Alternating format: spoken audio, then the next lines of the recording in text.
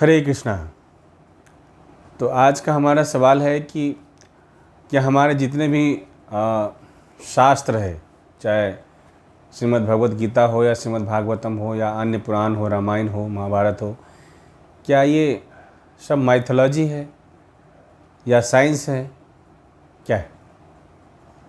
तो हम जानने का प्रयास करेंगे। तो ये जैसा हम कई बार हम सुनने को मिलता है कि नहीं ये हमारा क्या है, माइथोलॉजी। बहुत सारे लोग बोलते हैं कि नहीं माइथोलॉजी। बट जहाँ तक बात है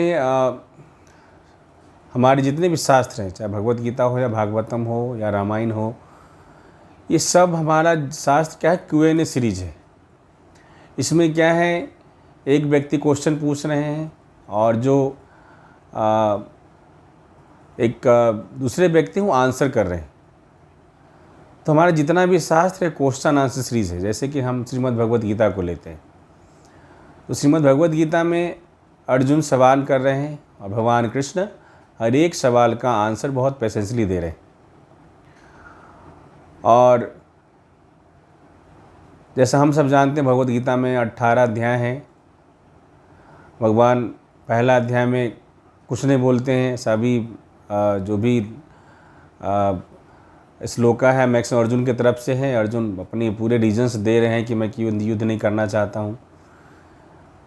लेकिन जब दूसरा अध्याय में अर्जुन सरेंडर करते हैं, भगवान से प्रार्थना करते हैं कि भगवान आप मेरे गुरु हैं, आप गुरु का पोस्ट लीजिए, मैं आपका शिष्य हूँ और मुझे मार्गदर्शन करिए कि मुझे क्या करना चाहिए। तब भगवान गीता ज्ञान देना शुरू करते हैं। तो दूसरा अध्याय भगवान ब्रीफ करते हैं कि वो क्या बोलने जा रहे हैं, और फिर तीसरा अध्याय से लेकर 17वां अध्याय तक भगवान पूरा गीता ज्ञान देते हैं, और 18वें अध्याय में भगवान समराइज करते हैं भगवद गीता को। और लास्ट में सारा ज्ञान देने के बाद भगवान बोलते हैं यथा इच्छसि तथा करो। अर्जुन मैंने तुमको सारी ज्ञान दे दी, अब तुम्हारी जैसी इच्छा है वैसा तुम करो। तो पूरा भगवद गीता हमारा क्वेश्चन आंसर सीरीज है। कभी भगवान ये फोर्स नहीं कर रहे हैं कि नहीं मैं बोल रहा हूँ इसे तुम ऐसा ही करो। तो इसमें और दूसरा क्या है, भगवद गीता का ज्ञान जो है पूरा साइंस है, विज्ञान। विज्ञान का मतलब है कि जो चीज़ करने से जो रिजल्ट यहाँ हिंदुस्तान में होगा या हम करना चाहते हैं हम में होगा, वही चेंजेस, वही रिजल्ट जो है यदि अमेरिका के व्यक्ति करे उसमें वही होना है। तो जो भगवद गीता का प्रिंसिपल है, चाहे इंडियन फॉलो करें, चाहे अमेरिकन फॉलो करें, चाहे इंग्लैंड का लोग फॉलो करें, वो सिमिलर प्रकार के परिवर्तन अनुभव करेंगे। क्योंकि कई बार होता है कि हम पढ़ जाते हैं बट चीज़ को फॉलो नहीं करते हैं। लेकिन क्या है, भगवद गीता के ज्ञान ऐसा है, पढ़ना है, हमें पढ़ना है किसी प्रॉपर गाइडेंस में, और उसके बाद हमें उसको लाइफ में यूज़ करना है, यूटिलाइज़ करना है, उस प्रिंसिपल को हमें अपनाना है, तभी हम अपने आप में चेंज महसूस कर पाएंगे। कई बार हमको सुनने को मिलता है कि नहीं हम भगवद गीता पढ़े हैं, ठीक है, हमको पता है क्या है, लेकिन क्या है वो पढ़े होंगे, मे भी हो सकता है कि उनके प्रिंसिपल को अपने ज़िंदगी में वो यूज़ नहीं कर रहे। जैसे कई बार लोग अक्सर मिलता है कि गीता पढ़ रहे हैं, नॉन वेज खा रहे हैं, हाँ गीता पढ़ रहे हैं और उनका जो है हमेशा टेम्परामेंट उसी तरह, कोई चेंज नहीं है। तो भगवद गीता ज्ञान हमें पढ़ना है और उस प्रिंसिपल को हमें लाइफ में इस्तेमाल करना, तभी हमारे ज़िंदगी में चेंजेस आएंगे। और भगवद गीता ज्ञान कोई भी, आप देख ले श्रील प्रभुपाद जी की कृपा से भगवद गीता ज्ञान आज के तारीख में पूरे वर्ल्ड में लोग उसका फ़ायदा ले रहे हैं। अमेरिकन हो, यूरोपियन हो, सब कंट्री के लोग भगवद गीता ज्ञान को पढ़ रहे हैं और सब अपने लाइफ में उसी तरह का चेंजेस फील कर रहे हैं। तो इस तरह जैसे हम यहाँ पे क्या है, क्वेश्चन आंसर सीरीज है, यहाँ पे भगवान आंसर कर रहे हैं, अर्जुन विभिन्न तरह के क्वेश्चन को घुमा फिरा के भगवान से कर रहे हैं, अपने सारे डाउट्स को क्लियर कर रहे हैं। और भगवान भी अलग अलग तरह के विशिष्ट एग्जाम्पल दे करके आंसर कर रहे हैं। तो इसी तरह हमारा जैसे श्रीमद् भागवत पुराण है, श्रीमद् भागवत पुराण में परीक्षित महाराज जो कि अर्जुन के पोते थे, वो क्वेश्चन कर रहे हैं, और सुखदेव गोस्वामी जो व्यास देव जी के पुत्र थे, अब व्यास देव जी के पुत्र जो सुखदेव गोस्वामी वो आंसर कर रहे हैं, और अलग अलग तरह के आंसर जो भी उनके मन में डाउट है सारे क्वेश्चन आंसर करते हैं। इसलिए हमारा कोई भी जितना भी हमारा शास्त्र है, हमारा सभी शास्त्र का क्वेश्चन है सीरीज है। तो यदि कई बार लोग बोलते नहीं हमारा शास्त्र सेंटिमेंटल है, किसने लिख दिया होगा, तो सेंटिमेंटल का मतलब होता है कि हम जो बोल रहे आप सिर्फ करिए, आपको कोई क्वेश्चन करने का हक नहीं है। लेकिन नहीं, हमारा जितना वैदिक शास्त्र है, जितना भी स्क्रिप्चर है, हमारे वैदिक लिटरेचर है, सब क्वेश्चन आंसर सीरीज है। और एक शख्स है जो क्वेश्चन पूछ रहे हैं, दूसरे जो विद्वान व्यक्ति वो आंसर कर रहे हैं, और जो विद्वान व्यक्ति भी जो आंसर कर रहे हैं वो भी रेफरेंस दे के बात कर रहे हैं। जैसे आप श्रीमद् भागवतम में सुखदेव गोस्वामी आंसर कर रहे हैं, गीता में तो खुद भगवान ही आंसर करे, तो वहाँ तक कोई अथॉरिटी की बात ही नहीं है, भगवान खुद ही अथॉरिटी है वहाँ पे। लेकिन श्रीमद् भागवत पुराण में सुखदेव गोस्वामी रेफरेंस दे के बात करें कि नारद जी ब्रह्मा जी के बीच में कौन सी बात हो रही है ना। और इसी तरह अलग अलग रेफरेंस में, जैसे रुद्रगिप्त में शिव जी कैसे जो है परिचिताओं को शिक्षा दे रहे हैं, उसी रेफरेंस से बात कर रहे हैं, है ना। कैसे भगवान जो है उद्धव जी को ज्ञान दे रहे हैं, उस रेफरेंस को लेकर बता रहे हैं सुखदेव गोस्वामी। तो पूरे शास्त्र में क्वेश्चन आंसर है और पूरी डिटेल में समझाया गया है। श्रीमद् भागवत पुराण में देखिए तो पूरा डिटेल में समझाया गया कि सृष्टि का क्रिएशन कैसे होता है, कैसे पहले भगवान ने ब्रह्मा जी को ज्ञान दिया, ब्रह्मा जी कैसे सृष्टि का क्रिएशन करते हैं, फिर सृष्टि का मेंटेनेंस कैसे होता है, फिर डिस्ट्रॉय कैसे होता है, हर चीज़ डिटेल में बताया गया है। जैसे हमारा शास्त्र साइंस बोलता है कि बिग बैंग थ्योरी है ना, एक ब्लास्ट हुआ, सृष्टि क्रिएशन हो गया और फिर जाके हम लोग ब्लैक होल में सब खत्म हो जाएगा। जबकि हमारे श्रीमद् भागवत पुराण डिटेल में, मैंने आप देखिए, जैसे हम लोग डॉक्टर हैं तो पूरा एम्ब्रियोलॉजी डिस्कस हुआ हमें, कितना महीना में बच्चा का जो है धड़कन आता है, आगे बच्चा कैसे मूवमेंट करता है ना, तो सारा डिटेल दिया हुआ है। तो श्रीमद् भागवतम हो या भगवद गीता, हमारे जितने भी शास्त्र है वो प्योर साइंस है, इसमें कोई माइथोलॉजी की बात नहीं। माइथोलॉजी का मतलब होता है मन ग्रंथ हमने किसने लिख दिया, नहीं, जो लिखने वाले हैं और सुनने वाले हैं। जैसे श्रीमद् भागवत पुराण हो या भगवद गीता हो, लिखने वाले कौन हैं, जो राइटिंग वाला वर्क कर रहे हैं वो गणेश जी, और जो इंस्ट्रक्ट कर रहे हैं वो व्यासदेव जी। तो इसलिए इन अथॉरिटीज़ पे हमें कोई डाउट नहीं होना चाहिए। और भगवान गीता में बोले हैं कि अज्ञ श्रद्धान च संशय आत्मा विनश्यति, न अयम लोको अस्ति न परो न सुखम संशय आत्मना। कि संशय, जो डाउटिंग सोल्स होते हैं, उसका ना तो इस लोक में ना अगले लोक का भी उसका कल्याण होना है। डाउटिंग सोल्स का हमेशा विनाश निश्चित है। और भगवान फिर 9वां अध्याय में बोलते हैं अज्ञ श्रद्धान च संशय आत्मा विनश्यति, है ना। नहीं ना, 9वें अध्याय में भगवान बोलते हैं अश्रद्धाना पुरुष धर्म से परम तपा प्राप्य माम निवर्तन्ते मृत्यु संसार वर्तमनि। जो जिनको शास्त्रों में श्रद्धा नहीं, हमें श्रद्धा नहीं है, वो क्या है, मुझे कभी भी प्राप्त नहीं कर सकता है। वो क्या है, जन्म मृत्यु के साइकिल में बार बार जन्म लेता है, फिर बूढ़ा होता है, बीमार होता है, मरता है, ये साइकिल में फंसा रहता है। लेकिन हम सब के लाइफ का गोल क्या है, हमको इस साइकिल से बाहर निकलना है। क्योंकि 2 तरह के कष्ट होते हैं। एक कष्ट क्या है, ये हो सकता है दूसरे के लिए एक अपॉर्चुनिटी हो। जैसे मान लीजिए कोई डॉक्टर है, उनके पास पेशेंट आता है, तो पेशेंट का कष्ट बट डॉक्टर के लिए हो सकता है एक अर्निंग अपॉर्चुनिटी। लेकिन एक कष्ट ऐसा जो सबके लिए कष्ट है, चाहे दुनिया कोई भी शख्स हो। तो जन्म है, मृत्यु है, जरा और व्याधि। हम जन्म लेते हैं, हम बूढ़ा होते हैं, हम बीमार पड़ते हैं, फिर हमारी मृत्यु होती है। ये ऐसा कष्ट है कि दुनिया का कोई भी शख्स हो, चाहे अमेरिका के प्रेसिडेंट हो, चाहे हमारे इंडिया के प्राइम मिनिस्टर हो, चाहे किसी पोस्ट का भी आदमी क्यों ना हो, कितने पावरफुल आदमी क्यों ना हो, कोई भी ये इससे बच नहीं सकता है। ये हमारा अटूट सत्य है। और हम सबको ये पता होना चाहिए कि हमें हमारा लाइफ का गोल क्या है। जैसे आज के तारीख में क्या है, हम सब कोशिश करते हैं कि हमारा बेटा पढ़ लिख के IAS बन जाए, या फिर अमेरिका चले जाए, इंग्लैंड चले जाए, है ना। हम यदि हमारे बेटा कोई अमेरिका चला जाता है, वहाँ अमेरिका में यदि वहाँ उसको अमेरिका ग्रीन कार्ड मिल जाता है, तो हम बहुत प्रसन्न होते हैं कि नहीं, कि हमारा बेटा अमेरिका चला गया है। लेकिन हम लोग कितना छोटा हम लोग का गोल है।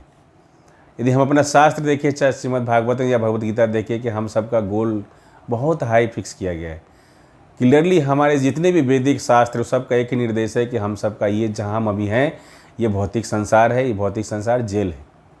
हम सबका घर आध्यात्मिक संसार में, शास्त्रों के माध्यम से बोला गया है कि आध्यात्मिक संसार 75% एरिया में, और जो भौतिक संसार है जस्ट 25% एरिया में, और इसको जेल बोला गया है। और ऐसे भी देखा जाए तो पूरे किसी कंट्री में जेल तो लिमिटेड एरिया में होता है, बाकी एरिया जो होता है फ्रीडम वाला एरिया होता है। तो हमारे साथ सभी शास्त्र का निर्देश है कि हम सब का जो असली घर है, वो भगवान का जो घर वैकुंठ है, गोलोक वृंदावन धाम है, वो हम सब का असली घर है। और वहाँ पे क्या है, किसी जो 4 परिवर्तन है, जन्म मृत्यु जरा व्याधि, कोई परिवर्तन नहीं होता, क्योंकि वहाँ कोई काल का प्रभाव नहीं होता है। आप देखिए जैसे भगवान कृष्ण थे यहाँ पे, तो जब महाभारत की लड़ाई हो रही थी तो लगभग भगवान उस समय लगभग 90 ईयर्स के आसपास के थे, लेकिन उनके चेहरा से कोई भी एज नहीं दिख रहा था। तो बैकुंठ लोक में कोई टाइम का प्रभाव नहीं है, कोई भी आदमी बूढ़ा नहीं होता है, कोई बीमार नहीं होता है, कोई स्वेटिंग नहीं होती है, वहाँ हमेशा जो है बसंत ऋतु रहता है। ये सब शास्त्रों में दिया गया है। और बैकुंठ में क्या है, बैकुंठ को चिंतामणि धाम बोला गया है। वहाँ किसी प्रकार कोई स्ट्रेस नहीं है, कोई चिंता नहीं, सब लोग प्रसन्न हैं, किसी को किसी से कोई दोष नहीं है। वहाँ पे जो गाय है, सुरभि गाय बोला गया है, उनसे जो भी आप इच्छा करते हैं सब चीज़ आपको प्राप्त हो जाता है। वहाँ के जितने पेड़ पौधे हैं उनको कल्पतरु बोला गया है। अब उनसे बस इच्छा करेंगे आपको प्राप्त हो जाएगा। वहाँ पे किसी तरह का सत्वगुण, रजोगुण, तमोगुण का कोई प्रभाव नहीं। तो हम लोग ये जो है थोड़ा अमेरिका जाने के पे इतना खुश हो जाते हैं, जबकि अमेरिका जाने के बाद हमें तो मरना तो पड़ेगा, हम तो बीमार तो होना ही पड़ेगा, हम अमेरिका परमानेंट रह नहीं सकते हैं। लेकिन भगवान अपने धाम के बारे में बोलते हैं, न तद भाषते सूर्यो न शशांको न पाप का यद गत्वा न निवर्तन्ते तद धाम परम मम, कि हमारा जो धाम है वहाँ न सूरज के लाइट की ज़रूरत है, न चंद्रमा की लाइट की ज़रूरत है। वो क्या है, हमारे ब्रह्मज्योति प्रकाश से प्रकाशित होता रहता है, और वहाँ जाने के बाद कोई वापस नहीं आता है। तो हम सबका परमानेंट घर है। वहाँ पे किसी तरह कोई स्ट्रेस नहीं है, हर आदमी खुश है, सब भगवान की भक्ति कर रहा है, सब खुश है ना। सबको पता है कि हम भगवान के भक्त हैं, जीवेरे स्वरूप है कृष्ण नित्यदास। तो हमारे सभी शास्त्रों में क्लियर कट लिखा हुआ है कि हम सबका असली घर क्या है, बैकुंठ धाम है, गोलोक वृंदावन धाम है, जहाँ पे किसी तरह का कोई समय का प्रभाव नहीं है, कोई ये जो चार परिवर्तन जिस भौतिक जगत में होता है, जो हम सबका असली कष्ट है, जन्म मृत्यु जरा आबादी, वहाँ पे उसका किसी प्रकार कोई इफेक्ट नहीं। तो देखा जाए हम सब कितना छोटा सा गोल रखे कि नहीं मेरा बेटा थोड़ा पढ़ ले, डॉक्टर बन जाए, IAS बन जाए, अमेरिका चले, से हम लोग बहुत खुश परेशान रहते हैं। जबकि हम सबको अपने बच्चे को भक्त बनाना चाहिए। यदि वो भक्त बनेगा तो भगवान के धाम को जाकर जो हमेशा प्रसन्न रहेगा। और शास्त्रों में ऐसा बोला गया कि कोई भी माँ बाप हो या टीचर हो या कोई भी हमारा इस तरह के जो भी अथॉरिटीज़ हैं, चाहे गुरु हो, है ना, यदि वो हमें अपने बच्चे को या अपने शिष्य को यदि भगवान के धाम भेजने के लायक यदि नहीं बनाते हैं, तो वो ना तो पिताजी कहलाने के लायक है, ना गुरु कहलाने के लायक है ना। ये शास्त्र वर्णन है। तो हम सबको ये कहलाने के लिए कि हम एक अच्छे पिताजी हैं, हम सबको ऐसा होना चाहिए, हम सबको अपने बच्चे को भक्त बनाना चाहिए। क्योंकि हम लोग अमेरिका जाके इतना खुश हो जा रहे हैं, जबकि अमेरिका टेम्प्रेरी है, वहाँ जाके हमको मरना ही मरना है। हम यहाँ गीता में और भागवत में भगवान बोलते हैं आप तुम सब गोलोक वृंदावन आओ, तुम सब मेरे बच्चे हो। जगन्नाथ जी पूरा हाथ फैला के बैठे हैं कि आओ मेरे बच्चे, मेरे पास आ जाओ। लेकिन हम लोग यहीं पे खुश हैं, है ना। तो इसलिए हम सबको असली गोल को समझना है, और हम सबका असली जो डेस्टिनेशन है, जो फाइनल डेस्टिनेशन है, उसको समझना है। लेकिन हम सबकी दुर्भाग्य यह है कि हम इतना अज्ञानता में जी रहे हैं कि हमें पता ही नहीं कि हम सबका असली डेस्टिनेशन क्या है, हम सबका असली घर क्या है। और हम लोग यहीं पे चाहते हैं कि इस दुखालियम और शाश्वतम, ये जो जेल है, इसी में चाहते हैं कि हमेशा यहीं पे एक अच्छा घर बनाए, यहीं पे खुश रहे। जैसे भौतिक जगत में जेल है, हम जेलर को कितना भी प्रसन्न कर ले, लेकिन यदि जेलर का बॉस यदि चाहेगा कि नहीं इस कैदी को सज़ा मिलना चाहिए, तो जेलर बचा नहीं सकता है। तो इसीलिए हम सबको जो जेल पूरी दुनिया के जो जगन्नाथ जी हैं, उनसे हम सबको प्रार्थना करना चाहिए, और हमें भक्ति इस तरह से करना चाहिए कि हम लोग अपना जो फाइनल हमारा हैप्पीनेस का प्लेस है, जो फाइनल डेस्टिनेशन है गोलोक धाम में, वहाँ जाने का हम लोग को टिकट मिल जाए। ये ढंग से हमसे पूरी कोशिश करना चाहिए। और जैसा कि प्रहलाद महाराज के लीला में आता है, जब प्रहलाद महाराज भगवान से प्रार्थना करते, भगवान जब बोलते प्रहलाद की कुछ मांग लो, तो पहले तो प्रहलाद महाराज मना करते कि मैं तो कोई बिजनेसमैन नहीं हूँ भगवान कि आपसे भक्ति करने के बदले में आपसे कुछ मांगूँ। लेकिन भगवान बार बार नरसिंह देव बोलते हैं कि प्रहलाद कुछ तो मांग लो। तो प्रहलाद महाराज बोलते हैं कि ठीक है भगवान, आप चाहते हैं कि हम कुछ मांगें, तो ऐसा करें मेरे पिताजी को माफ़ कर दीजिए और अपने धाम में भेज दीजिए इनको, अपने धाम में अपने जगह दीजिए इनको। तो उस समय नरसिंह देव भगवान बोलते हैं, अरे भाई तुम्हारे पिताजी जस्ट मेरे स्पर्श से ही वो मेरे धाम ऑलरेडी जा चुके हैं, और तुम्हारे पिताजी नहीं, तुम्हारा पीछे का और आगे का दोनों मिला के 21 पीढ़ी वो सब जो है निश्चित तौर पे मेरे धाम को प्राप्त होगा, ये मेरा वादा है। तो देखिए किसी का परिवार यदि एक भक्त बन जाता है तो उसका खुद का बच्चा ही नहीं, उसका वो पीढ़ी नहीं, उसका पीछे से लेकर आगे तक 21 पीढ़ी भगवत धाम को चला जाएगा, शुद्ध भक्त बन जाता है।